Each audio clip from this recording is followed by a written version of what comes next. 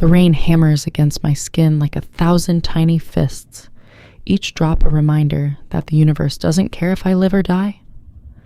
I'm standing on the corner of Madison and 42nd, completely soaked, mascara streaking down my face in black rivers, and I can still hear their laughter echoing in my skull. 20 minutes ago, I walked into my apartment, the apartment I've been paying for alone for 3 months, and found my boyfriend Chase tangled in our sheets with my best friend Vanessa. Not just any moment, not a kiss, the full naked, sweating betrayal that shatters you from the inside out. Chase didn't even have the decency to look ashamed. He laughed. Actually laughed. "You really thought you were enough for me?" he said, his hand still on Vanessa's bare hip. "Look at you, Elise. You're nobody. A waitress playing dress-up in a life you can't afford." Vanessa, the woman who held me while I cried about my mother's death, who promised she'd always have my back, just smirked. "He needed a real woman," she purred, and I watched 3 years of friendship incinerate in that single moment. I ran.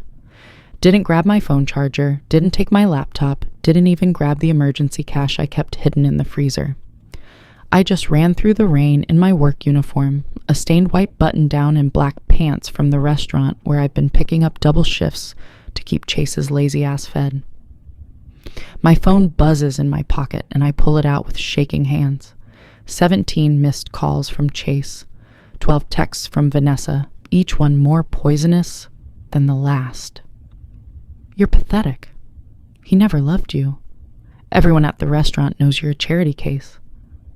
I want to throw the phone into traffic, but it's the only thing I own that's worth more than $50, and I'm about to be homeless. Again. Because of course Chase's name is on the lease. Of course I have nowhere to go. My mother's gone, my father's been out of the picture since I was 6, and I burned through my savings, keeping Chase's failing business ventures afloat.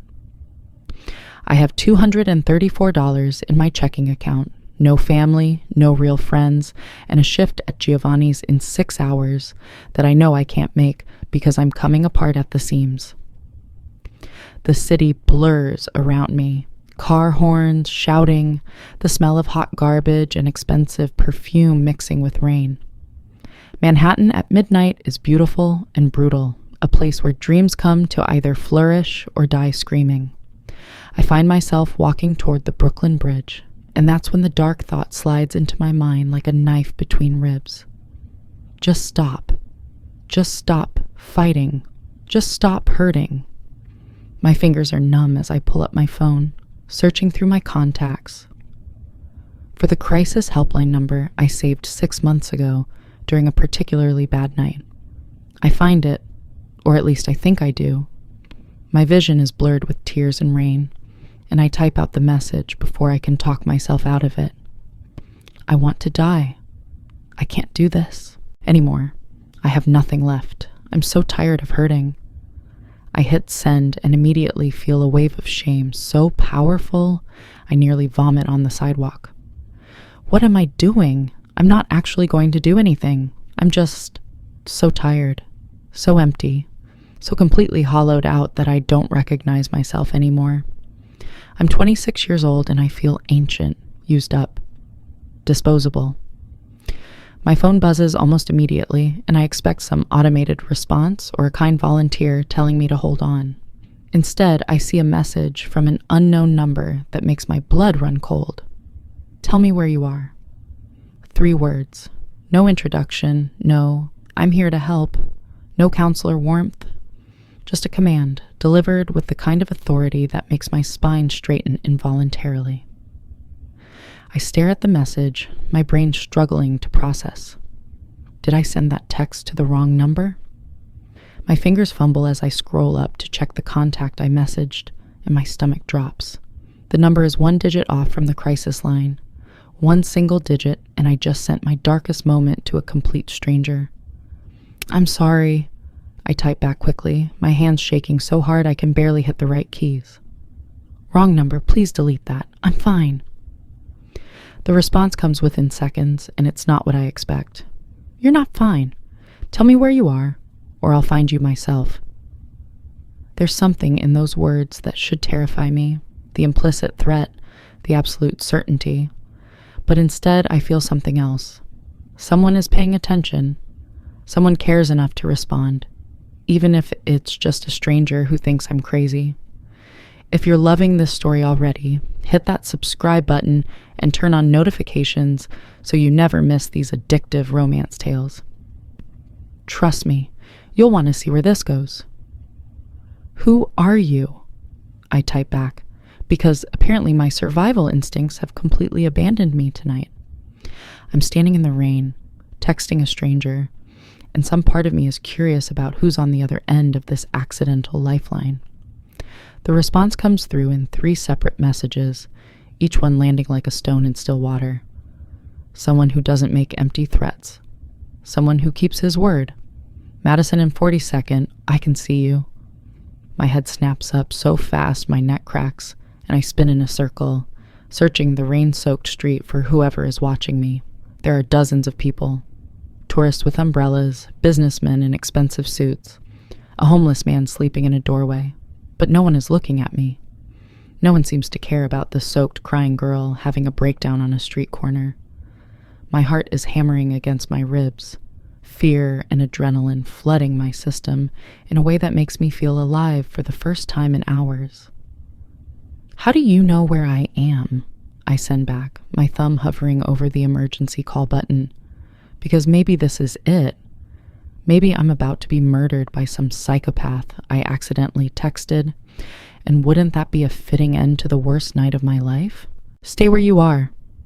The command comes through, and before I can respond, before I can run or scream or do anything rational, a black Mercedes pulls up to the curb in front of me with the kind of precision that suggests the driver has done this 1,000 times before. The back door opens, and I see him.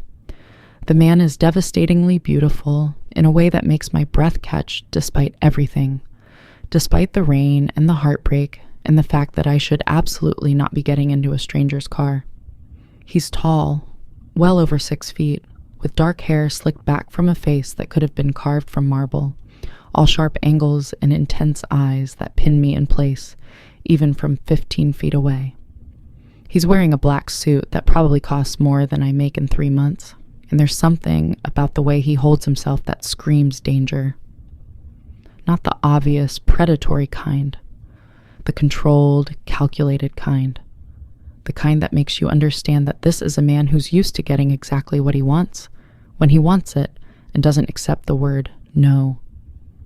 Get in the car, Elise. His voice cuts through the rain, low and commanding, with just a hint of an accent I can't quite place. Italian, maybe, or something Mediterranean that makes every word sound like silk over steel. I freeze, my brain short-circuiting on the fact that he knows my name. How do you... I start, but he cuts me off with a gesture that's both elegant and dismissive. Your phone? Location services? Basic technology. He says it like I'm a child asking how the sun rises, and something about his arrogance sparks anger through the numbness that's been consuming me. I'm not getting in a stranger's car, I say, lifting my chin even as I'm shivering so hard my teeth chatter. I may be having a bad night, but I'm not stupid. A ghost of a smile crosses his face, there and gone so quickly I might have imagined it. A bad night, he repeats, and there's something in his tone that suggests he knows exactly how inadequate that phrase is for what I'm experiencing. Is that what you call texting a death wish to a stranger? His eyes, dark, almost black in the streetlight, fix on me with an intensity that makes me feel exposed, like he can see straight through my soaking clothes to the broken girl underneath. I made a mistake, I say, wrapping my arms around myself in a futile attempt to stop shaking. I'm sorry I bothered you. Just delete the text and forget about it. He steps out of the car then, and I realize my initial assessment was wrong. He's not just tall, he's massive, built like someone who knows how to hurt people, but has the self-control to choose when and how. His suit jacket is tailored perfectly to shoulders that strain against the expensive fabric. And as he walks toward me with slow, deliberate steps, I notice something else. Tattoos. They peek out from beneath his collar, dark ink that winds up his neck and disappears into his hairline. Mafia, my brain supplies. Helpfully, because apparently I've watched too many movies, but the word feels right in a way that makes my stomach flip. This man is dangerous. Everything about him screams power and violence wrapped in a civilized package, and I should run. I should scream. I should do literally anything except stand here frozen as he closes the distance between us. "You're freezing," he says when he's close enough that I can smell his cologne. Something expensive and dark that makes me think of leather and smoke. He shrugs out of his jacket and drapes it over my shoulders before I can protest, and the warmth is so immediate and overwhelming that I nearly sob. "I'm taking you somewhere safe," he continues, his tone brooking no argument. "You can refuse, but then I'll just follow you wherever you go to make sure you don't do something stupid. Your choice." "Why do you care?" The question bursts out of me, raw and desperate. "You don't know me. I'm nobody. I'm just a wrong number." Something flickers in his eyes. Something dark and painful that's gone before I can identify it. "Nobody is nobody," he says quietly, and there's a weight to those words that suggests personal experience. "And you texted me. Whether you meant to or not, you reached out, and I don't ignore calls for help." He holds out his hand, palm up, an invitation rather than a demand. "My name is Dante Moretti. I own several businesses in the city, and I have resources that can help you. At minimum, I have a warm apartment, clean clothes, and food. You can take those things with no strings attached, or you can stand in the rain and catch pneumonia. Decide." Dante Moretti. The name rolls through my mind, familiar in a way I can't quite place, like I should know it, but don't. His hand is still extended, steady and unwavering, and I stare at it like it's a lifeline thrown to a drowning woman, which I suppose it is. Every rational part of my brain is screaming at me not to do this, not to get in a car with a strange man who tracked my phone and knows my name. But the rational parts of my brain haven't exactly been making great decisions lately. I take his hand. His palm is warm and calloused, and the moment my fingers touch his, I feel something electric pass between us. A spark of connection that's probably just my oxygen-deprived brain creating meaning where there is none. He guides me to the car with a hand at the small of my back, and I slide into leather seats that smell like money and safety. The interior is warm, blessedly warm, and I sink into it like a drowning woman breaking the surface. Dante slides in beside me, and the driver pulls away from the curb without a word. We sit in silence as the city slides past the windows, and I realize I have no idea where we're going, no way to escape if this turns out to be the worst decision of my life. But here's the thing.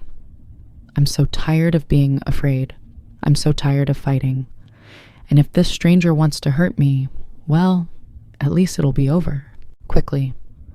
At least I won't have to go back to that apartment and face Chase and Vanessa and the ruins of my pathetic life. "What were you running from?"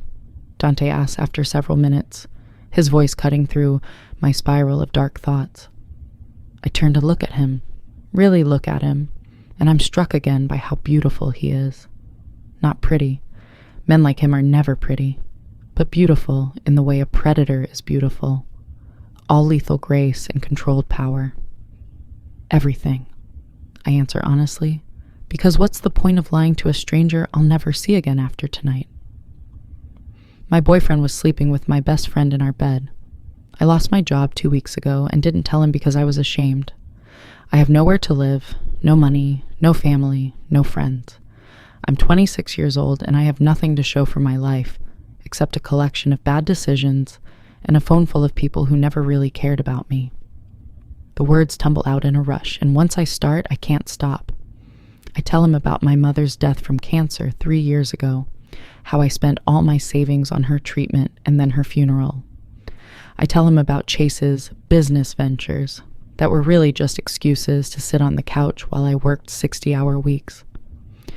I tell him about Vanessa, about how finding her in my bed felt like being stabbed by someone I trusted to hold the knife for me.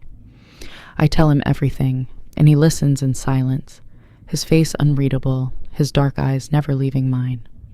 When I finally run out of words, I feel hollow, but somehow lighter, like confession has scooped out some of the poison festering inside me. And you thought dying was the answer, Dante says, and it's not a question. No, I admit quietly. I don't actually want to die. I just want the pain to stop. I want to stop feeling so worthless and used and disposable. I want to matter to someone, anyone, even if it's just to myself. He nods like this makes perfect sense, and maybe to him it does. You matter, he says simply. You texted me, and now you're my responsibility. That's how this works. I almost laugh at the absurdity of it, this stranger claiming responsibility for my life, like I'm a lost puppy he found on the street.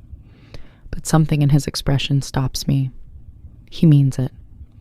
Whatever his reasons, whatever his motivations, Dante Moretti means every word. The car pulls up in front of a building that makes my breath catch.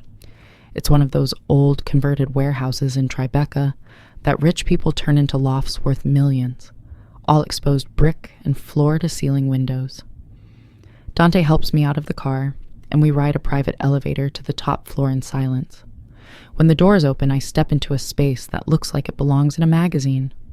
High ceilings, polished concrete floors, furniture that's somehow both modern and comfortable, and a wall of windows overlooking the city that glitters like a promise of better things.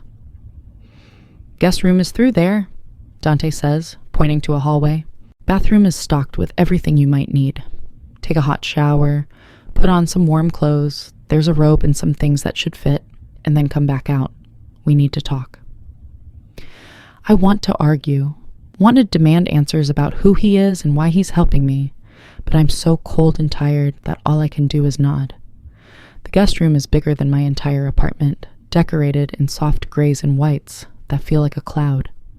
The attached bathroom has a rainfall shower that I stand under for 20 minutes, letting the heat sink into my bones and wash away the worst night of my life. I find a fluffy white robe on a hook and a pair of soft pajamas laid out on the counter. Expensive silk that slides against my skin like water. When I emerge, my hair wrapped in a towel and my body finally warm, I find Dante in the kitchen, pouring 2 glasses of something amber. Whiskey, he says, handing me one. You look like you need it. I take it and drink, and the burn down my throat is exactly what I need to feel grounded. We stand there in silence, and I wait for him to say something, to explain this bizarre situation, but he just watches me with those dark, unreadable eyes. Thank you, I finally say, because someone needs to break the silence. For this. For not letting me do something stupid. I'll be out of your hair tomorrow. No, Dante says simply. You'll stay until we figure out what comes next. I blink at him. I can't just stay here. I don't know you. You don't know me. This is crazy. Crazy was texting a stranger you wanted to die, he counters, and his voice is gentle but firm. Crazy was standing in the rain with nowhere to go. Staying here is practical. I have space. You need space. I have resources. You need resources. It's simple. Nothing about this is simple, I protest, but my heart isn't in it. The truth is, I have nowhere else to go. No other options. No plan B. Why are you doing this? I ask, meeting his eyes. You don't know me. I could be anyone. I could be dangerous. That ghost of a smile crosses his face again. Trust me, Piccola, he says, and the Italian endearment makes my stomach flip. You're not the dangerous one in this room. The way he says it, so matter-of-fact, so absolutely certain, sends a shiver down my spine that has nothing to do with cold.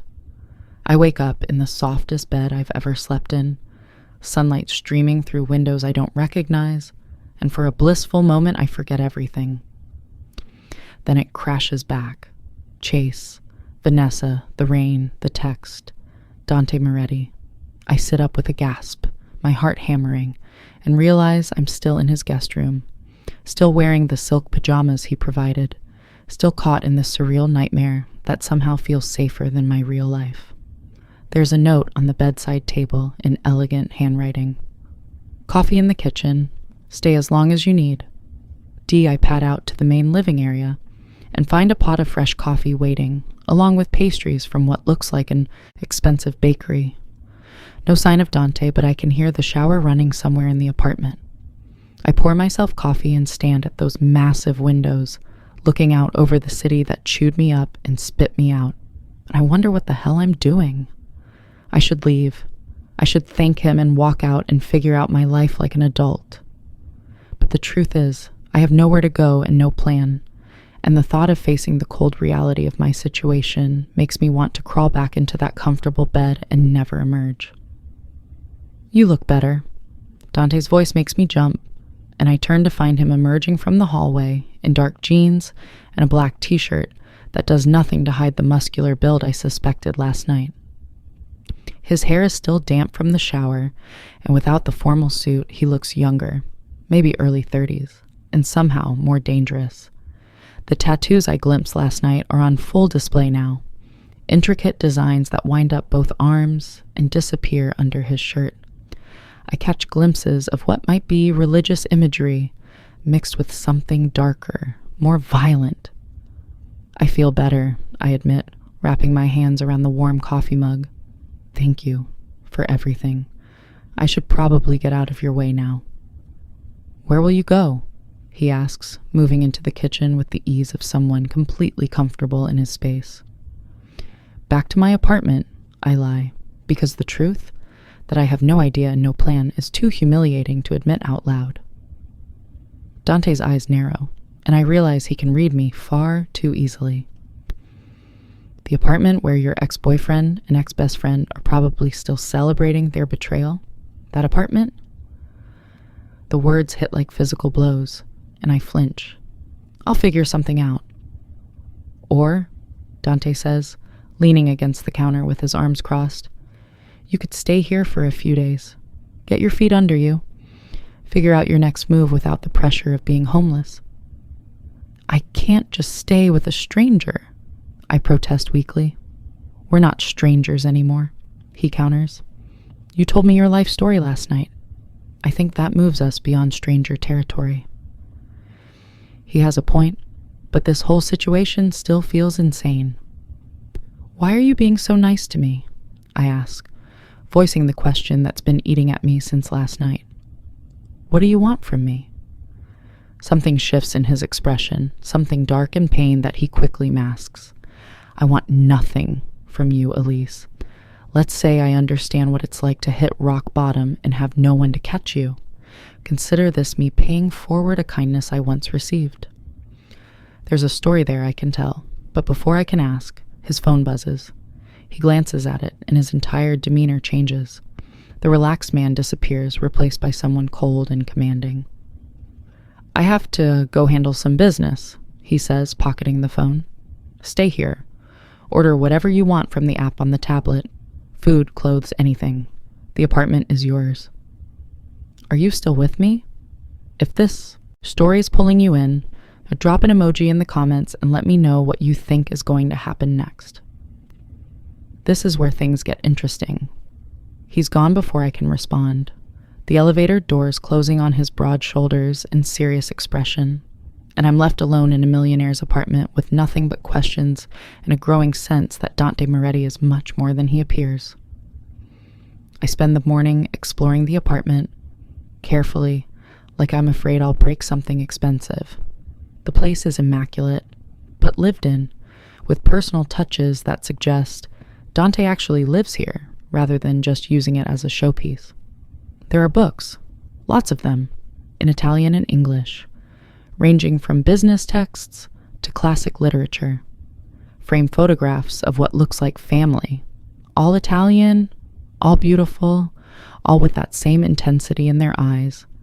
And in his office, which I probably shouldn't have entered, but curiosity got the better of me, a gun safe that makes my blood run cold. What kind of businesses does Dante Moretti own? I pull out my phone, which I charged overnight, and immediately regret it. 73 texts from Chase, ranging from angry to manipulative to outright cruel. 42 from Vanessa, most of them screenshots of things I apparently said or did that prove I was a terrible friend. I scroll through them with a kind of numb fascination, watching my entire relationship history get rewritten in real time. According to their version, I was controlling, jealous, paranoid. I drove Chase to cheat. I was never really Vanessa's friend. The gaslighting is so thorough, so well constructed, that for a moment I actually doubt my own memory of events. Then I remember walking into my own apartment and seeing them together. Remember Chase's laughter and Vanessa's smirk, and anger floods through me like gasoline on a fire. I'm about to throw my phone across the room when it rings, an unknown number. I almost don't answer, but something makes me hit accept. Hello? Elise Hartley? A woman's voice, professional and cold. This is Jennifer from Giovanni's. We need to discuss your absence from your scheduled shifts. This is the second no-call, no-show this month, and I'm afraid we're going to have to let you go. My stomach drops. Wait, I was there for my shift 2 weeks ago. I haven't missed. According to our records, you were a no-show on the 18th and again last night. We've already processed your final paycheck. Please return your uniform by end of week. She hangs up before I can protest, before I can explain that I was definitely at work on the 18th, that I've never missed a shift in my life. I stare at my phone, my mind racing, and then it clicks. Chase. Chase has access to my work schedule. Chase knows the manager. Chase, who was so angry when I broke up with his friend last year for stealing from the register. The betrayal cuts deeper than finding them in bed together. He didn't just cheat. He systematically destroyed my life, my job, my home, my friendships. How long has he been planning this? How long have I been the fool, the mark, the girl too trusting and stupid to see what was happening right in front of her? I'm spiraling into rage and panic when the elevator dings and Dante walks back in, his face like thunder. He takes one look at me and crosses the room in 3 long strides. What happened? His voice is gentle but commanding, and something about his presence makes the words spill out. I tell him about the texts, about the call from Giovanni's, about the growing realization that Chase has been methodically sabotaging my life for weeks, maybe months. As I talk, I watch Dante's expression grow darker and darker, a muscle ticking in his jaw that suggests barely controlled rage. When I finish, he pulls out his phone and makes a call, speaking rapid Italian that sounds both beautiful and terrifying. He hangs up and turns back to me with eyes that promise violence. Give me Chase's full name and address, he says quietly. What? Why? I ask, even as my heart hammers. Because no one does this to you and gets away with it, Dante says simply. You can't just... I start, but he cuts me off, with a look that makes my words die in my throat. I can do whatever I want, Piccola, but I won't do anything without your permission.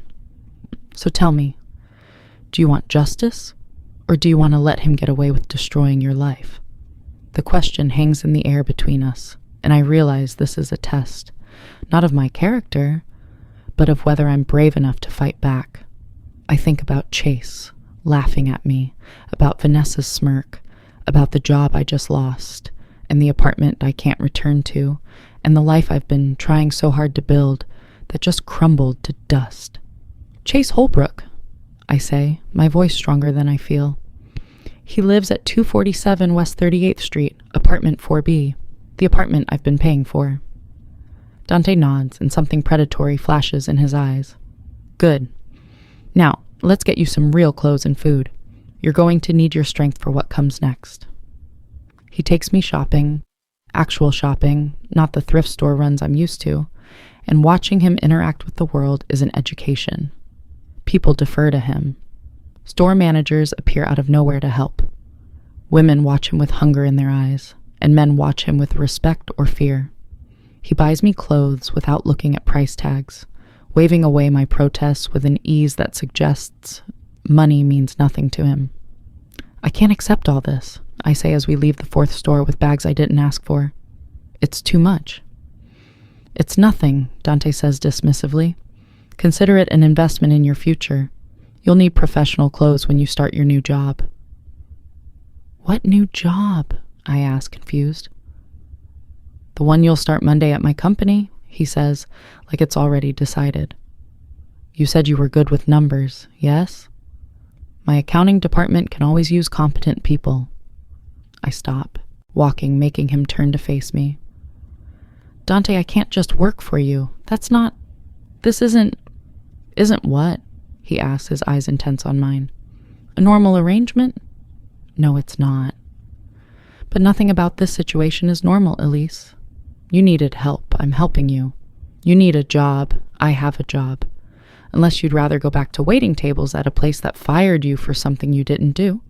He has a point, but this all feels like too much. Too fast. What's the catch? I ask bluntly. What do you want from me that you're not saying? Dante steps closer and I catch that scent again. Leather and smoke and something uniquely him. The catch is that you have to want to live. You have to want to fight. You have to stop being a victim and start being a survivor. Can you do that? His words hit something deep inside me. Some spark of the person I used to be before Chase and Vanessa and the endless grinding poverty wore me down to nothing. Yes, I whisper. I can do that. Then we have a deal. He extends his hand and I take it, sealing whatever strange bargain we've just made.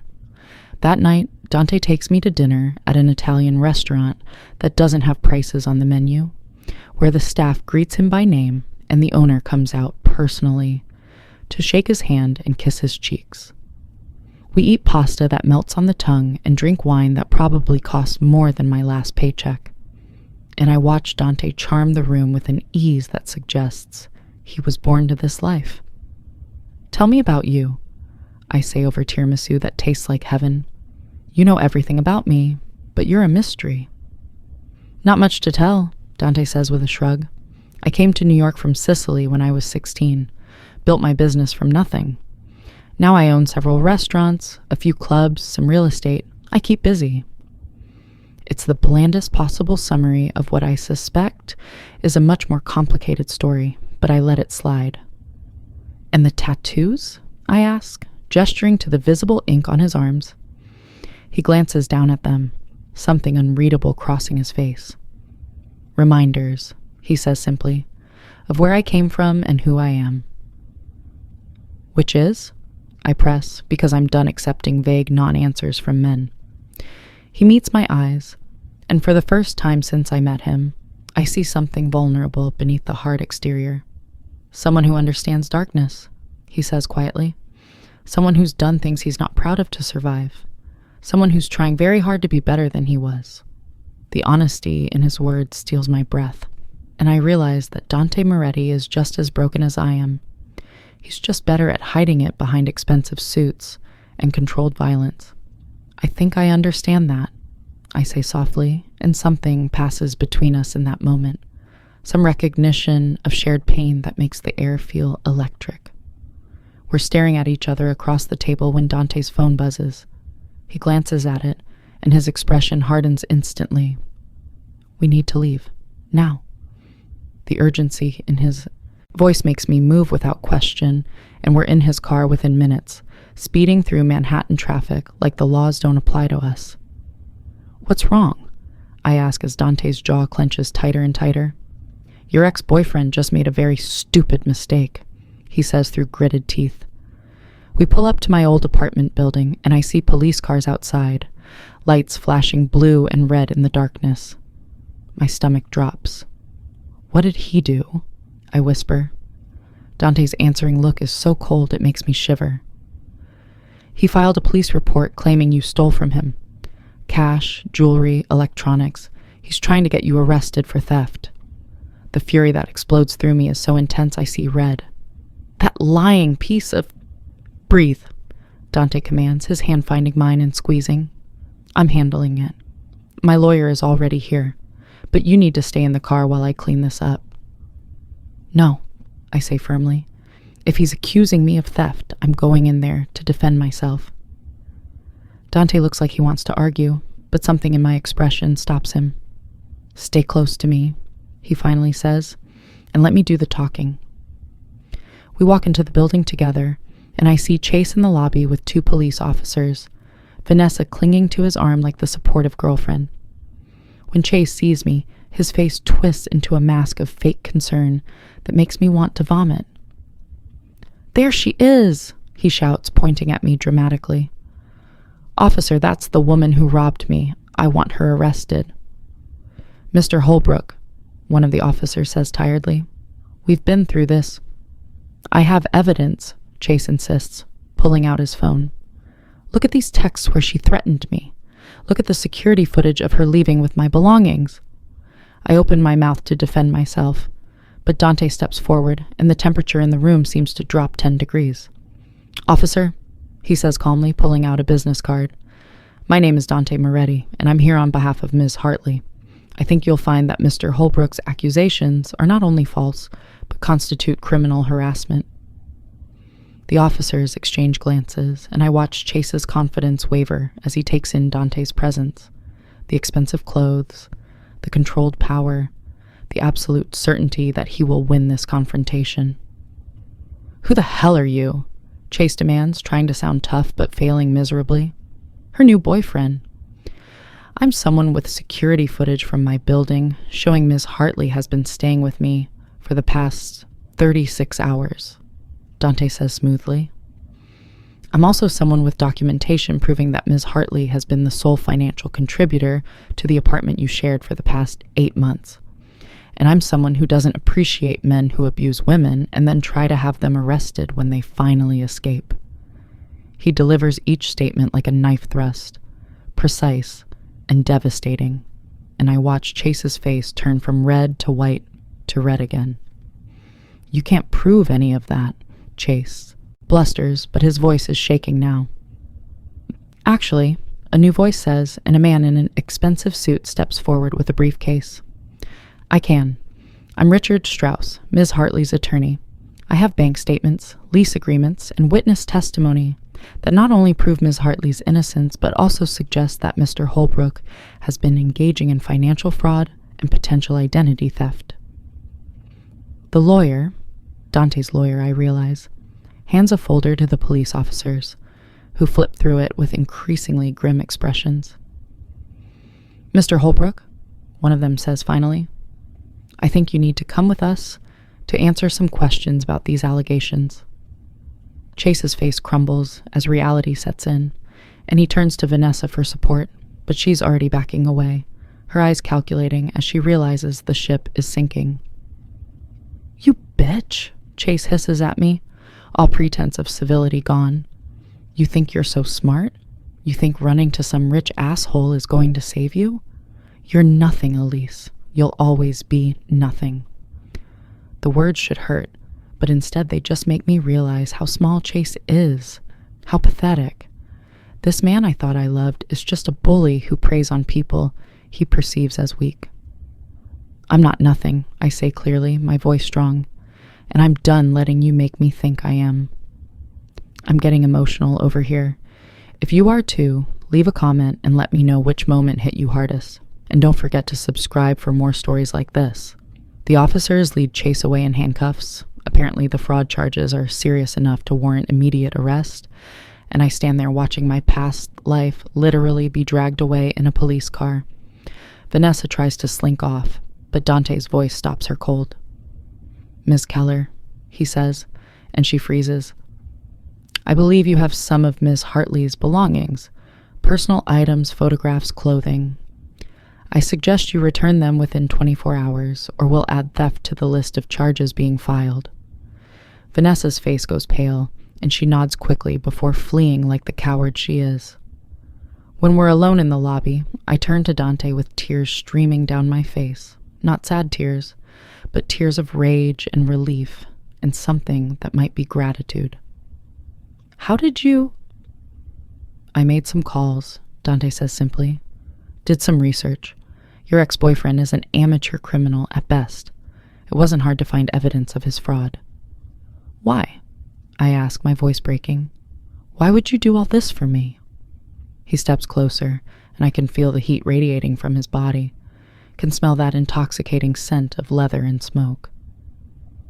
"Because you deserve justice," he says quietly.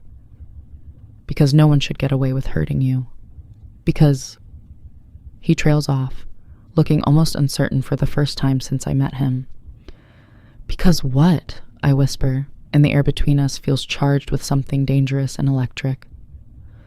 "Because you remind me of someone I failed to protect once," he admits, his dark eyes locked on mine. "And I don't fail twice." Before I can ask what he means, he turns toward the exit. "Come on, let's get you home." Home. He said home, not his apartment, and the distinction makes something warm bloom in my chest. We drive back to Tribeca in silence, but it's not uncomfortable. It's the silence of two people who've seen each other's darkest moments and chosen not to look away. When we get back to the apartment, Dante pours us both whiskey, and we sit on his couch overlooking the glittering city that doesn't seem quite so cruel anymore. "Tell me about the person you failed to protect," I say softly, because I need to understand this complicated man who swept into my life and saved me from drowning. Dante is quiet for so long I think he won't answer, but then he speaks, his voice rough with old pain. "Her name was Lucia, my sister. She got involved with the wrong man, someone in my world, someone dangerous. I was too focused on business, too distracted to see what was happening. By the time I realized he was hurting her, it was too late. He stops, swallowing hard. She didn't make it." The grief in his voice is so raw it makes my chest ache, and suddenly so much makes sense. The immediate response to my text, the fierce protectiveness, the absolute determination to see justice done. "I'm sorry," I whisper, putting my hand over his. "I'm so sorry, Dante." "Don't be sorry," he says, turning his hand to lace his fingers through mine. "Just promise me you won't give up, that you'll keep fighting, that you'll let me help you build something better than what you had before." I look at our joined hands, at this complicated, dangerous man who's shown me more kindness in 2 days than Chase did in 3 years, and I realize I'm standing at a crossroads. I can go back to my old life, to settling for less than I deserve, to making myself small to avoid conflict, or I can step forward into something unknown and terrifying and potentially beautiful. "I promise," I say, and mean it with every fiber of my being. Dante's answering smile is the most genuine expression I've seen on his face, and it transforms him from intimidating to devastatingly beautiful. "Good," he says. "Now get some sleep. Tomorrow we start rebuilding your life." But sleep is the last thing on my mind as I lie in the guest bed hours later, staring at the ceiling and replaying every moment of the past 2 days. Something is happening between Dante and me, something intense and complicated and probably dangerous, and I'm not sure I want to stop it. The weekend passes in a blur of activity. Dante takes me to his company headquarters, a gleaming building in Midtown, and introduces me to the accounting department where I'll be working. The pay is 3 times what I made at Giovanni's, with benefits I didn't even know existed. He takes me to get a new phone with a new number, and I block Chase and Vanessa on every platform imaginable. He even helps me file for a restraining order, his lawyer making the process smooth and painless. By Monday morning, I have a new job, new clothes, a safe place to stay, and the beginnings of a new life. I should feel happy, or at least relieved, but instead I feel unsettled, like I'm waiting for the other shoe to drop, for Dante to reveal what he really wants from me. But the revelation comes from a different direction entirely. I'm at work on my 3rd day, deep in spreadsheets that actually challenge me intellectually for the first time in years, when I overhear 2 of my coworkers talking in the break room. "Did you hear Moretti took down another rival family's operation last night?" one says in a low voice. His guys hit 3 locations simultaneously. They're saying he's consolidating power before the big meeting next month. My blood runs cold. Family, rival family. The words paint a picture I've been deliberately avoiding. Dante Moretti isn't just a successful businessman, he's mafia. Actual, literal mafia. I think about the tattoos, the way people defer to him, the gun safe in his office, the ease with which he destroyed Chase's life. All the pieces click into place with sickening clarity. I've been living with a mob boss. I've been eating his food, wearing clothes he bought, sleeping under his roof. I've been trusting a man who probably has blood on his hands. The revelation sends me spiraling. I leave work early, claiming illness, and go straight back to the apartment. I need to leave. I need to run. Dante is there when I walk in, and one look at my face tells him something is wrong. "What happened?" he asks, crossing to me in 3 long strides. "Tell me who—" "You're mafia," I blurt out and watch his expression shudder instantly. "You're actual mafia, and you didn't tell me. You let me stay here, you gave me a job, you got involved in my life, and you didn't think that was information I needed to know?" Dante's jaw clenches, and for the first time since I met him, he looks uncertain. "Elise, don't," I say, backing away. "Don't try to explain or justify, just tell me the truth. Are you or are you not involved in organized crime?" The silence that follows is answer enough, and I feel my heart crack. "I should go," I whisper. "I can't be here. I can't be part of this." "You're not part of anything," Dante says firmly, his voice rough. "My business is my business. It has nothing to do with you." "Everything you do has to do with me now," I counter. "You made it that way when you pulled me into your life, when you gave me a job at your company, when you—" I stop, unable to finish the sentence. "When you made me start to care about you." "I won't hurt you," Dante says, and there's such conviction in his voice that I almost believe him. "I would never hurt you, Elise. Everything I've done has been to protect you." "But you hurt other people," I say quietly. "Don't you?" He doesn't answer, which is answer enough. "I need time to think," I say, moving toward the guest room. "I need to figure out what I'm doing." "Take all the time you need," Dante says, but his eyes are dark with something that might be pain. "But understand this. Whether you stay or go, you're under my protection now. Anyone who tries to hurt you will answer to me. That doesn't change just because you're afraid of what I am." I flee to the guest room and spend the night staring at the ceiling, my mind racing. I should be terrified. I should pack my things and run as far as I can. But the truth is more complicated than that. Dante has shown me more kindness and protection in a week than anyone has in years. He's given me safety, employment, justice. He's made me feel valued and seen and important. Does it matter that his hands are dirty if they've only ever been gentle with me? Wait until you see what happens next. This is where everything changes.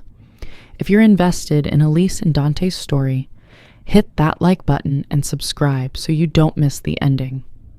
The answer comes 3 days later in the worst possible way. I'm leaving work late, having stayed to finish a project I actually care about, when a black van pulls up beside me on the street. Before I can scream, hands grab me and pull me inside, a cloth pressed to my face that smells like chemicals and darkness. I fight, but it's useless, and the last thing I remember is the van door slamming shut and the sound of laughter that makes my blood run cold. When I wake up, I'm in a warehouse that smells like rust and old blood, tied to a chair with rough rope that cuts into my wrists. My head is pounding, and my mouth tastes like copper and fear. "She's awake," a voice says, and I force my eyes open to see 3 men standing in front of me. They're all big, all dangerous looking, and all watching me with expressions that make my stomach turn. "Who are you?" I manage to croak. "What do you want?" "We're friends of Dante Moretti," the tallest one says with a smile that doesn't reach his eyes.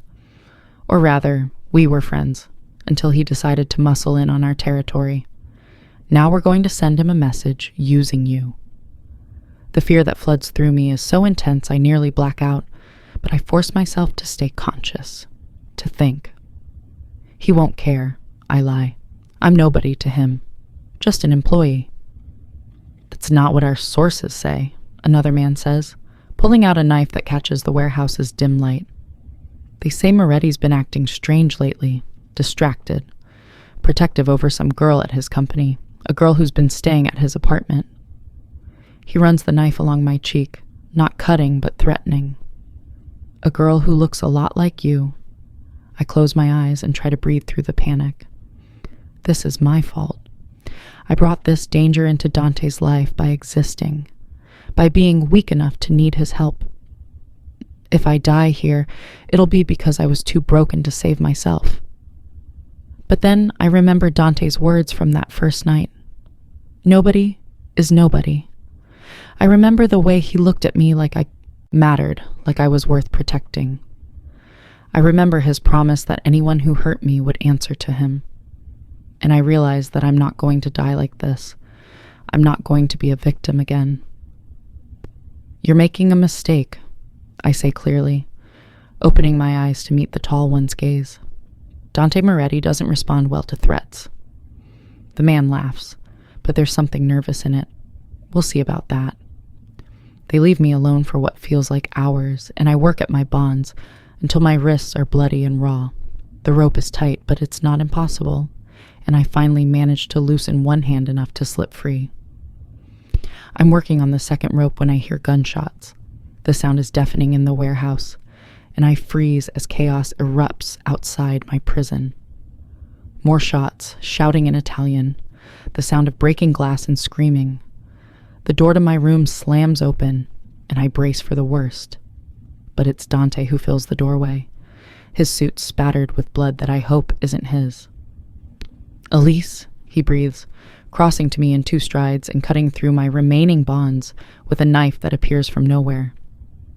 "Are you hurt? Did they—" "I'm okay," I manage. And then I'm in his arms, shaking so hard my teeth chatter. "How did you find me?" "I always know where you are," he says against my hair. "I put a tracker in your phone. I knew something like this might happen. I'm sorry, Piccola. I'm so sorry I brought this danger to your door." I pull back to look at him, really look at him, and I see the fear in his eyes, raw and genuine and terrifying in its intensity. This dangerous man is afraid of losing me. "Take me home," I whisper, and he nods. The aftermath is swift and brutal. Dante's men clean up the warehouse while he takes me back to the apartment, where a doctor is already waiting to check me over. I'm bruised and scared, but otherwise unharmed, and as the doctor patches up my torn wrists, I watch Dante pace like a caged animal, his usual control fractured by rage and guilt. "This is my fault," he says when the doctor leaves. "I should have kept you away from my world. I should have sent you somewhere safe instead of being selfish and keeping you close." "Stop," I say firmly. "This isn't your fault. Those men made a choice to hurt me, and you made a choice to save me. That's what matters." "You could have died," Dante says, and his voice cracks on the last word. "Because of me. Because I was too selfish to let you go when I should have." I stand up, ignoring the protest from my aching body, and cross to where he stands by the windows. "I'm not going anywhere," I say, and watch his eyes snap to mine in surprise. "I've been thinking about it all week, about you, about your world, about what I can accept and what I can't. And the truth is, Dante, you've shown me more protection and kindness and genuine care than anyone in my so-called normal life ever did." "I'm a criminal," he says bluntly. "I hurt people. I break laws. I've done things that would make you hate me if you knew." "Maybe," I acknowledge, "but you've also saved me. You've given me a chance at a real life. You've shown me that I matter. And when those men took me, you came for me. Not because you had to, but because you wanted to." I reach up and touch his face, feeling the tension in his jaw. "I'm not naive enough to think your world is safe or simple, but I'm done pretending that the normal world treated me any better. At least with you, I know where I stand." Something shifts in Dante's expression, hope mixed with disbelief. "You're serious?" he says slowly. "You actually want to stay?" I want to stay, I confirm, if you'll have me. His answer is to pull me into a kiss that steals my breath and sets my soul on fire. It's not gentle or tentative. It's consuming, possessive, a claiming that leaves no doubt about his intentions. When we finally break apart, we're both breathing hard. You're mine now, he says against my lips, under my protection, in my life, in my bed if you'll have me. Nobody touches you. Nobody threatens you. Nobody makes you doubt your worth. Understood? Understood, I whisper and kiss him again. The next few weeks are a revelation. I learn more about Dante's world, not everything, because there are parts he keeps carefully separate from me, but enough to understand. He runs a powerful organization, yes, but it's not the chaotic violence of movies. It's business, cold and calculated and sometimes brutal, but with its own code of honor. He protects his people, provides for his community, and yes, he hurts those who cross him. But he's also built schools, funded hospitals, kept neighborhoods safe that the police abandon. He's not a good man by conventional standards, but he's not purely evil either.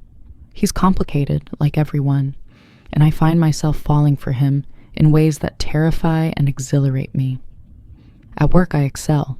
The job challenges me intellectually, and my coworkers respect me for my skills rather than tolerating me out of pity. I make friends, real friends who don't backstab or betray. I start seeing a therapist to work through the trauma of Chase and the kidnapping, and slowly, painfully, I begin to heal. But the real transformation comes when Dante asks me to help him with something personal. I want to start a foundation, he says one night over dinner, for women escaping domestic violence. Safe houses, job training, legal support. Everything I gave you, but formalized and available to everyone who needs it. The idea takes my breath away. In Lucia's name? I ask softly, and he nods. I can't save her, he says quietly. But maybe I can save others like her, like you. We throw ourselves into the project, and watching Dante transform from cold Mafia boss to passionate advocate is beautiful. He uses his resources and connections to build something genuinely good, and I help him every step of the way. We open the first Lucia house 3 months after the kidnapping, a beautiful brownstone in Brooklyn that can house 15 women and their children. At the opening, Dante gives a speech about his sister that leaves me in tears, and I realize that this complicated, dangerous man has given me more than safety. He's given me purpose. But there's still one loose end that needs resolution. Chase is awaiting trial on fraud charges, and Vanessa has been laying low. But I know they're both still out there, still capable of causing harm. The answer to that problem comes from an unexpected source. I'm at Lucia House one afternoon, helping organize donations, when one of the residents approaches me nervously. Her name is Brittany, and she's been with us for 2 weeks after escaping a violent boyfriend. I need to tell you something, she says quietly, about your ex-boyfriend, Chase Holbrook. My blood runs cold. What about him? He dated my sister, Brittany says, 3 years ago. He did the same thing to her, moved in, took her money, destroyed her credit, then left her with nothing when she finally kicked him out. She tried to warn other women online, but he threatened to sue her for defamation. She has proof, though. Bank records, emails, everything. The rage that fills me is so pure it's almost cleansing. Chase isn't just a bad boyfriend. He's a predator, a con artist who systematically targets vulnerable women. Can you put me in touch with your sister? I ask, and Brittany nods. She'll want to help. She's wanted justice for years. What follows is a weeks-long investigation that uncovers not just Chase's crimes against me and Brittany's sister, but a pattern of fraud going back nearly a decade. With Dante's lawyer leading the charge and 5 other victims coming forward, we build a case so airtight that Chase's public defender advises him to take a plea deal.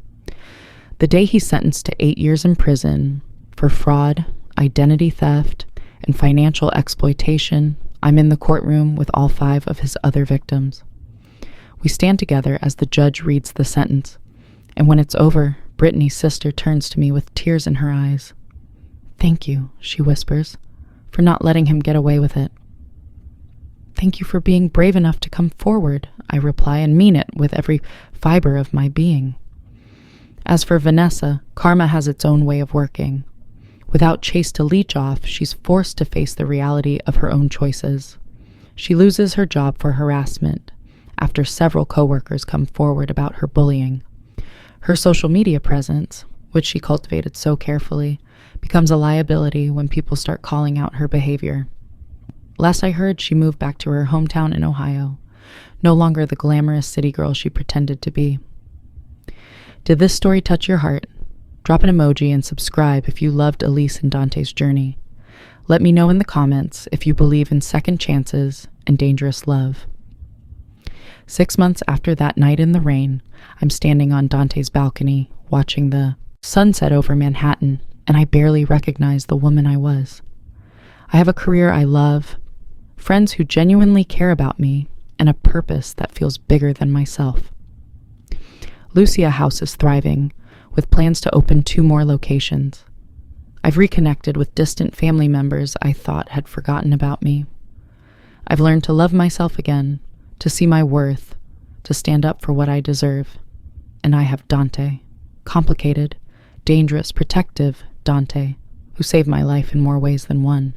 Our relationship isn't conventional by any standard. We're an accountant and a mob boss, hardly a fairy tale match, but it works. He challenges me to be stronger, braver, more confident. I soften his edges, remind him of the good he's capable of, keep him grounded in humanity. Together, we're building something beautiful from the broken pieces of our pasts. "What are you thinking about?" Dante asks, coming up behind me and wrapping his arms around my waist. "How far I've come," I admit, leaning back against his solid warmth. How close I came to giving up. How grateful I am that I sent that text to the wrong number. "It wasn't the wrong number," Dante says, kissing my temple. "It was exactly the right number. You were meant to find me, Piccola. You were meant to survive. You were meant to be here." I turn in his arms to face him. This beautiful, dangerous man who became my savior and my partner and my home. "I love you," I say, the words feeling both terrifying and right. I know I shouldn't. I know it's complicated, but I do. I love you, Dante Moretti. His smile could light up the entire city. I love you too, Elise Hartley. From the moment you texted me wanting to die, and I realized I would do anything to make you want to live. You saved me as much as I saved you. He pulls out a small box from his pocket, and my heart stops. "I'm not proposing yet," he says quickly, seeing my expression. "Not because I don't want to, but because I want you to be sure. This is a promise ring, a promise that I will always protect you, always support you, always love you, a promise that when you're ready, I'll ask properly." He opens the box to reveal a delicate silver band with a small diamond, beautiful and understated and perfect. I let him slide it onto my finger, and I realize that this is my happy ending. Not the fairy tale kind where everything is simple and pure, but the real kind where 2 broken people find each other and choose, every single day, to build something better together. "Thank you," I whisper, looking up at him through tears of joy, for seeing me when I was invisible, for finding me when I was lost, for loving me when I couldn't love myself. "Thank you for trusting me," Dante replies, pulling me close, "for staying even when it was dangerous, for choosing me even when it was complicated, for texting the wrong number and changing my life forever." We stand there on the balcony as the sun sets, 2 souls who found each other in the darkness and chose to walk toward the light together. My life isn't perfect. I still have bad days, still struggle with trust, still carry scars from my past, but I'm no longer drowning. I'm no longer invisible. I'm no longer alone. I'm Elise Hartley, survivor, advocate, partner to a complicated man who showed me that love can exist even in the darkest places. I'm a woman who texted, "I want to die," to the wrong number and found someone who said, "Tell me where you are," and meant it. I'm a woman who learned that sometimes the most dangerous choice is the one that saves you. And I'm a woman who finally believes that she deserves everything good that life has to offer. The city glitters below us, full of broken people and second chances and wrong numbers that turn into right ones. And as Dante holds me close, I realize that I'm exactly where I'm meant to be. The end. If this story touched your heart, hit that like button and subscribe for more emotional romance tales. Drop an emoji in the comments and let me know what you think about Elise and Dante's journey. Should I create more Mafia romance stories? Tell me below.